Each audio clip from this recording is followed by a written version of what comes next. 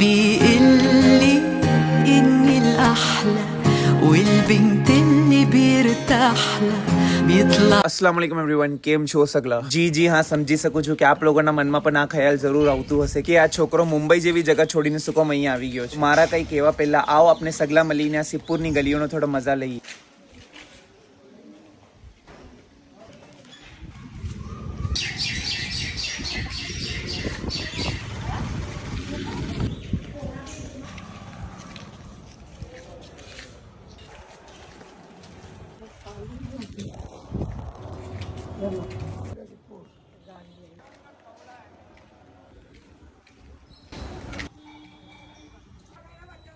हाँ तो મારા ભાઈઓ અને બહેનો, જેવી રીતના આપણા હાથોની હર એક ઉંગલી સરખી નહીં રહેતી, તો એ જ પ્રમાણે હર એક ઇન્સાન એક ટેલેન્ટ લઈને પેદા થયો હોય. હા તો એમ જ હર એક જગાની એક ખાસિયત રહી છે. જ્યાં મુંબઈ એક એવી ફાસ્ટ પેસ સિટી છે જ્યાં ટાઈમ જાતા ખબર જ નહીં પડતી, કામકાજથી છુટકારો જ નહીં મળતો અને આપના લોકોના લીધે તો બિલકુલ ટાઈમ નિકાલી જ નહીં શકતા. એ જગા પર સિપ્પુર એક એવી જગા છે જ્યાં આવીને એમ લાગે છે કે ટાઈમ એકદમ સી રૂકી ગયું છે. સવાર થાતી જ નહીં કે પક્ષીઓનો અવાજ સુનીને કાનમાં એક સુકૂન સી મળે છે. ઘરમાં બેઠીને કોઈ બી નાનું સી નાનું કામ કરવામાં જે ખુશી મળે છે, આપણે આપના સી મોટા અને બુઝુર્ગો થી વાત કરવાનો પાછી એક નવો મોકો મળે છે. ના બચપનમાં ગુજારેલા વક્તની હર એક યાદ તાજા થઈ જાય છે. એક ટાઈમ હતું જ્યાં આપણે પણ રસ્તા પર આવી રીતના જ ખુશી ખુશી રમા કરતા હતા, દોસ્ત લોકો સાથે ફરતા હતા, ખાતા હતા, પીતા હતા અને શું નહીં કરતા હતા. દિવારે ટાઈમ, કામ, પૈસા શું હતું એ ખબર જ નહોતું. જ્યાં દોસ્તી અને રિશ્તાની કિંમત પૈસા થી ઘણી વધારે રીધા કરતી હતી, જ્યાં લોકોનો એકબીજા થી રિશ્તો દિખાવા